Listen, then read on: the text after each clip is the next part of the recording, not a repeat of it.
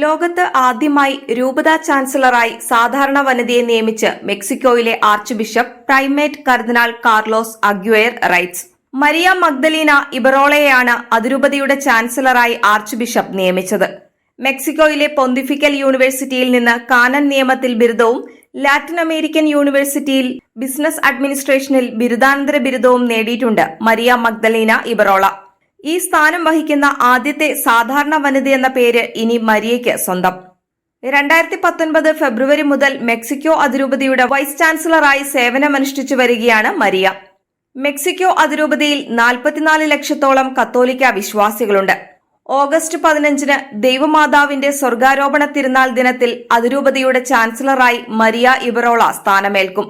വനിതകൾ ചാൻസലർ പദവിയിൽ നിയോഗിക്കപ്പെടുന്നത് അപൂർവമാണ്. 2 വർഷം മുൻപ് കേരളത്തിൽ ആദ്യമായി വിജയപുരം രൂപതയുടെ വൈസ് ചാൻസലറായി ഡോട്ടേഴ്സ് ഓഫ് ഇമാക്കുലേറ്റ് ഹാർട്ട് സന്യാസ സമൂഹാംഗമായ സിസ്റ്റർ മേരി ആൻസ നിയമിക്കപ്പെട്ടിരുന്നു. അതേസമയം സഭാജീവിതത്തിൽ ചാൻസലറുടെ സേവനം വളരെ പ്രധാനപ്പെട്ടതാണെന്ന് മെക്സിക്കോ ആർച്ച് ബിഷപ്പ് പറഞ്ഞു. വർഷങ്ങളോളം വൈസ് ചാൻസലറായി സേവനമനുഷ്ഠിച്ചിട്ടുള്ള മരിയ ഇബറോള വൈസ് സുവാരസിനെ ഏൽപ്പിച്ചിരിക്കുന്ന ദൌത്യം അവരുടെ പ്രൊഫഷണൽ കഴിവുകളെയും വിശ്വാസ സാക്ഷ്യത്തെയും സഭാപരമായ പ്രതിബദ്ധതയും അംഗീകരിക്കുന്നതാണ്. അക്കാദമിക് പരിശീലനവും സഭാഭരണത്തിലെ അനുഭവവും കാനോൻ നിയമത്തിലെ പരിജ്ഞാനവും സഹായകരമാകുമെന്നും ആർച്ച് ബിഷപ്പ് പ്രതീക്ഷ പ്രകടിപ്പിച്ചു.